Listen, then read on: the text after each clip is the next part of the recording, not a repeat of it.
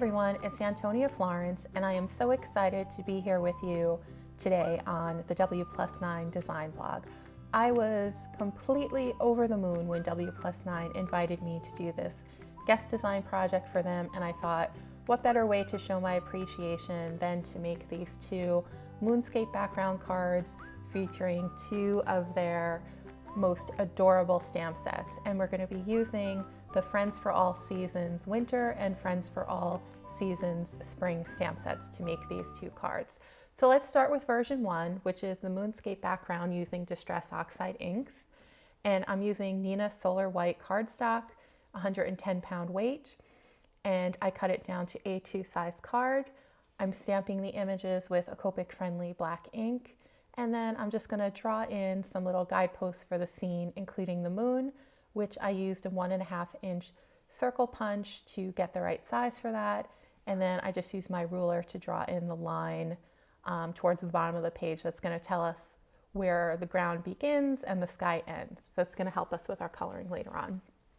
I'm just masking all of the images before we start doing our background, and I am finishing up here, and now we're going to start with our background. So I masked the moon last because I want some of the balloons to appear as though they are in front of the moon, and that's the trick. Basically, any images that you want to appear at the forefront of the scene, those will be the ones that you stamp first, and those that are in the background you would stamp after. So we're going to start with Weathered Wood Distress Oxide ink to make a little glow around the moon, and to brighten up the glow, I'm just going to enhance it a little bit with a BG10 marker. And then we're going to build out the glow around the moon with Tumbled Glass Distress Oxide ink. And the pattern that I'm going for with my Distress Oxides is that the moon is our light source, and it's coming in from the upper right-hand corner of the scene.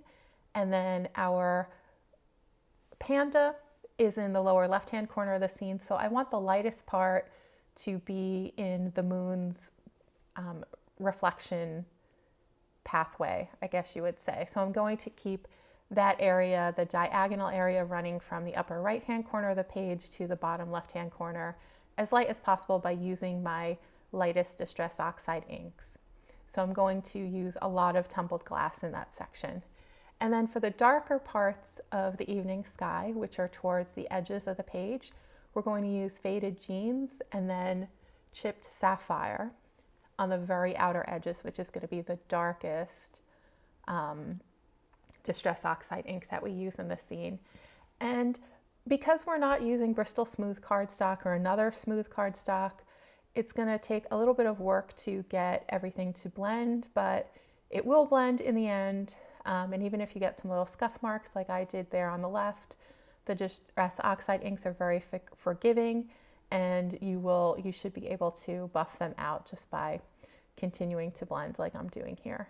So I'm just working and working and working until I get a blend that I am happy with. Again, focusing my darker inks towards the edge of the page, and I want there to be a really bright glow on those balloons and then on our little panda's face, because that's what we want to be the focus point of the piece. Then I just sprayed some water on the background, and I sprayed a little more water on the background, dried it off with a paper towel, and then we're going to dry it with a heat tool real quickly, or you could let it just air dry as well. Be careful using too much heat gun on this background, because you do have the masks in place and they could end up getting stuck to the page if you apply too much heat. So just look out for that. Now we're going to color in the face of the moon, and to do that I'm going to use a C0 marker and then a B60 marker, and all the markers that I'm using for each of the images are going to be in the lower right hand corner of the screen, so that can help you if you're trying this at home and you're following along. And for the moon, I don't really have much of a rhyme or reason how I do it. I just put little scribbles everywhere, and then I blend it all together with a colorless blender, which is the 0 marker from Copic. And that's pretty much it. That's the technique that I use for the moon. So don't feel like there is a specific pattern you need to use. Just put some little scribbles and then blend it all together, and you'll have an interesting looking moon, I promise you. For the raccoon, we're going to color in his white parts with some sea markers, some cool gray markers from Copic. The black is already stamped in, so there's not much left to do there. So any of the shading that we do is going to be on that white area. And we're going to use a bunch of cool gray markers, C5, C3, C1, C0, C00, and then the colorless blender also. And I'm focusing my shading, my darkest colors, on the left-hand side of the panda, because that's the part that is farthest away from the moon. So that's what's going to be darker. And then where he is directly in the moon's path, like his face and his right side, that is going to be lightest. For the balloons, we're going to make a whole bunch of red balloons, and we're going to use several different Copic markers in the red and yellow-red color families to do so. And here I am just mapping in what I want to be my lightest areas with the YR12. And then my second lightest marker is this R24, and I'm going to fill in the rest of the balloons with this shade. And then I'm going to start my shading, and I'm going to go balloon by balloon as I do the shading. And the darkest color we're going to use is the R89, and then R39 will also be a color we'll use to shade the moon to get it to blend closer to our R29 and our R24. And I'm just going to build that color out so that the darkest areas are the parts that are farthest from the moon, and the lightest areas are those that are directly in the moon's path that are being hit by the moon. And it takes a little bit of work to blend the YR12 into the R24, but believe me, it's worth it. It just gives this beautiful dimensional glow to the balloons, I think, by adding in that YR12. This is actually a pretty new color scheme that I've been using lately, and I am just loving it. I think the YR12, it just gives something really, really special to shading when you're shading red objects. So I'm going to just keep going with my shading, and again, the darkest areas of the hearts or the heart balloons are going to be my R89 and then my R39, and then I'm going to blend those into R29 and then R24 and then the YR12. Okay, and I started to speed things up a little bit here because the balloons are all colored in the same way, with the lower left-hand parts of the balloons the darkest, and then the parts that are closest to the moon are the lightest. And one thing I want to say about shading is that, you know, in the beginning when you're just starting out Copic coloring, I wouldn't worry so much about where the light source is and where your shading should be. A much easier method to just get acclimated to shading is to make the outside portions of your image to be darker and have the center be the lightest. So I would practice that for a long time before you start getting into more advanced methods of shading, which I think this one is a little bit on the advanced side because we do have a light source and we are shading in our images in that direction, and we have some images on top of others and behind others, so it can get a little bit complicated. But this scene would have looked just as lovely if I just shaded in the images so that the outside edges of the hearts were dark and then the inside of the heart were light. So that's what I would work on if you are more of a beginner and you just want to work on in the beginning stages of shading, working on getting a really nice blend between your colors. And after you have mastered that and your blends look great, then I think you can move on to the more advanced forms of shading and light source. Okay, so let's move on to our ground. And again, I'm going to stick with the same shading theory that I applied to the balloons, and I want the areas of the ground that are in the moon's path to be the lightest. So I'm going to use my lightest Copic markers in those areas. So the edges of the scene are going to be dark. The center of the scene towards the lower left-hand corner of the page is going to be pretty light. And I'm just going to keep working and working until I get a nice smooth blend among those three different colors I'm using. Now I'm going to add a little shadow underneath the panda. So even though he is in the moon's path, he himself is also casting a shadow. So I'm just going to add that shadow with my darker Copic markers, my C5 and my C3, and then I'm going to blend that out. So we have the center of our ground, which looks very light because it's being illuminated by the moon, but then we also have the little shadow that we're adding that the panda is casting. And now it's time to add some white highlights to our scene. So I'm going to take my white gel pen and I'm going to add some lines on the sides of the hearts, and I'm going to follow the outer edges, the shape of that, and I'm going to add some little curved dashes and then some little dots here and there just to give the appearance of that the balloons are shining in the moonlight. And I also added some white gel pen to the little raccoon's eyes. So there's also this adorable little stamp in the stamp sets that I used in the shape of these cute little hearts, so I decided to add some of them to the scene as well. And I just used guava ink by Lawn Fawn, and then also some R46 Copic marker to color in the hearts that were not already colored in, or that were, I guess, just outlines of hearts. And now we're going to add some sparkle pen to the scene to just make the balloons glitter and shine. And I'm using a Sakura Jelly Roll Stardust Gel Pen with clear ink for this. And I'm just dotting it. I'm not writing or running the pen in a straight line. I'm just kind of adding some little sparkly dots to all the balloons just to add to the magic of the scene where we have this little panda and he's standing in the moonlight and we just have all these little sparkles and flecks. I like to think of these little highlights we're adding now as the magic to the scene. So the white gel pen flecks that we're adding is part of the magic. The little hearts that we stamped are part of the magic. And then the Sakura gel pen highlights are also part of the magic. And the magic, where I'm focusing the magic, is just around the images. So around the balloons, around the moon. And I also think that the Distress Oxide inks help with that, with how we sprayed water earlier on, just to get those other variations of color in the background. And then I'm just adding some little flecks of glitter around the moon's rim as well. And to finish everything off, we're going to remove the painter's tape from our card panel, and then we're going to start to put the card together. So I'm using a sentiment from the stamp sets that I used here from the Friends for All Seasons stamp set.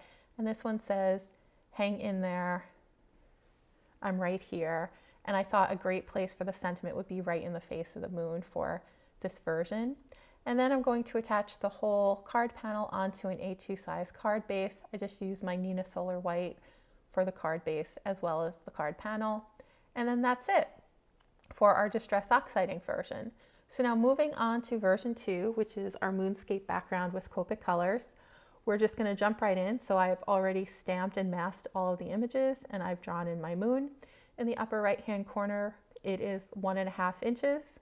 I use the same circle punch that I used for the first version here. And then to start our evening sky with Copic markers, we're just going to start encircling the moon with B000. And then we're going to build out that circle with our darker Copic shade. So we're going to keep our strokes in a circular fashion, and we're just going to keep building it out using that same circular motion from our lightest Copic markers to our darkest Copic markers. And here I decided to use Copics in the B20s family. I think that the B20s family gives you a really, really nice, bright blue evening sky, and it contrasts very, very nicely with the ground that we're going to be adding in. But some other ideas for evening sky colors that you could use, the B30s family in Copic also make a really nice sky. It would be a little bit softer. and a little bit duller of a color, but it's one of my favorites as well for evening skies. Another color combination that would work nicely would be the B90 series, so using B91, B93, B95, B97, and B99. That'll give you a nice soft blue evening sky. And the great thing about the B90s is that there are a lot of them and the colors are pretty close to each other, so it will help you to get a nice smooth blend if you're just starting out with these backgrounds. So the B20s blend together pretty well, but it gets a little bit difficult when you're trying to blend B24 into B21 and then B21 into B000. So those are areas where you just have to, as you see here, I am blending in the B24 into the B21, and you just have to go over it a few more times to get the blend to look good. But if you use the B90s, most of your work will already be done for you, and you'll get this really, really pretty soft blue sky. So the method that I use when I'm doing the sky is I build out my color from lightest to darkest, and then I go backwards. So then I go darkest to lightest. So this card panel is going to have at least 2 layers of ink on it, if not 3 in some parts. So now I'm working on darkening up the layer that we've already put down. And a lot of times in these background scenes, you'll have trees or other images in front of the sky, so the blend doesn't have to be perfect. But here, our little panda is kind of naked in the evening sky. There aren't any trees around him. There aren't any other images around him, so we need to work a little bit harder than we normally do just to get a nice blend around our panda. So I'm just going to finish up my sky, and then we're going to add some details to the moon. Again, putting those scribbles in with a C0 marker, a B60, a BG000, and then kind of softening it with the C0 and then blending everything together with a colorless blender. And then I'm just going to brighten up the halo around the moon with my BG10. And then that's it for our sky. So now moving on to the ground, I'm going to show you a trick to make it look like the ground is glowing. And that is to start your scene with YG11.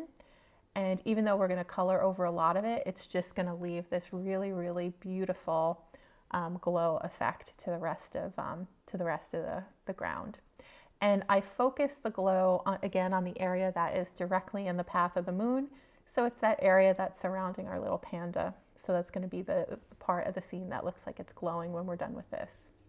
And the rest of the ground, we're going to color it in with YG markers in YG91 through YG99, with the darker colors focused on the outside edges of the scene, and then the lighter colors coming in towards the middle. So the YG90s series is a really good series to use if you're just starting out, because the colors are very close to each other, so it's easy to get smooth blends. So I guess the easiest way to do this background would be to use YG90s for the ground and then maybe B90s for the sky. But I think it looks nicest to do it this way. I like the contrast between the YG90s and the B20s. So now I'm just adding a little shadow around the panda, just like we did in version 1. And I'm not using gray markers for this because our ground is green, so I'm using my darker YG markers to make the little shadow around the panda's feet. And at one point, my shadow got a little light, so then I just had to go back and darken it up.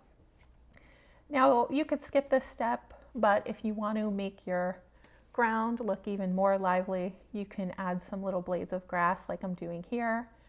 And I'm just going to add the blades of grass all over the ground scene.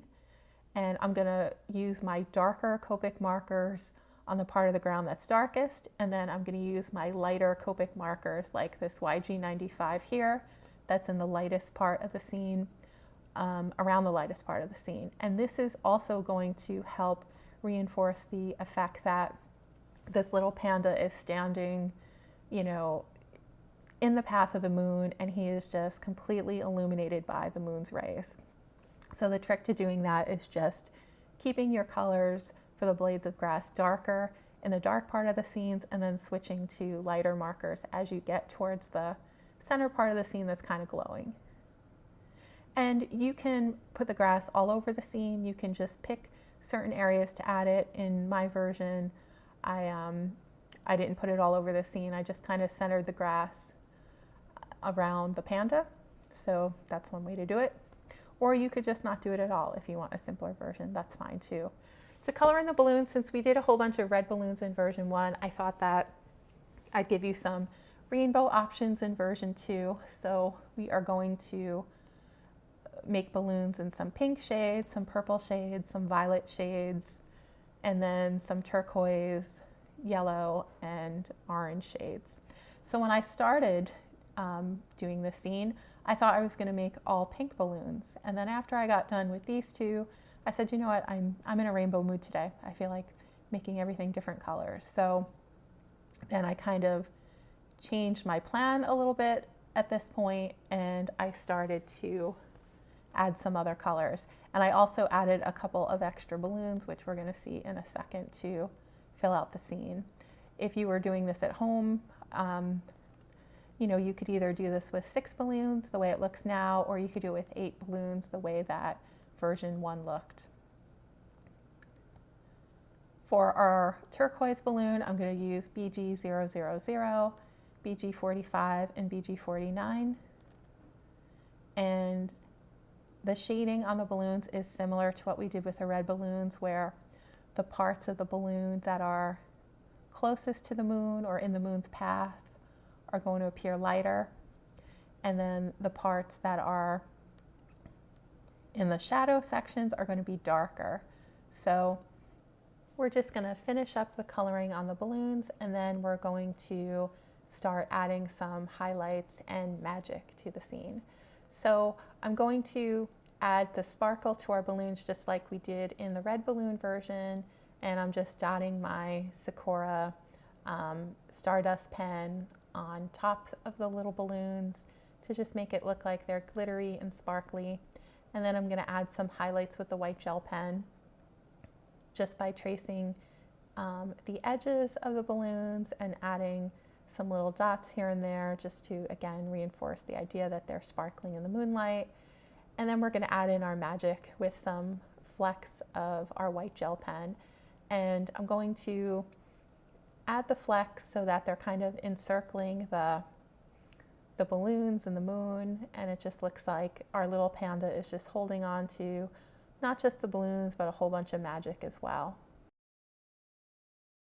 Now we're going to finish the card by adding a sentiment, and we're going to stamp the sentiment on black cardstock using some Versamark ink, and then we will use white embossing powder, and then we'll heat set all of that, and then cut the sentiment down to size. We will attach the whole card panel to an A2 size card base, and then add the sentiment with a layer of foam tape just to make it a little bit interesting looking. So that's it. Those are the 2 cards that I have for you today, everyone. I hope you enjoyed this video. I hope you give these cards a try. They would make excellent encouragement or thinking of you cards.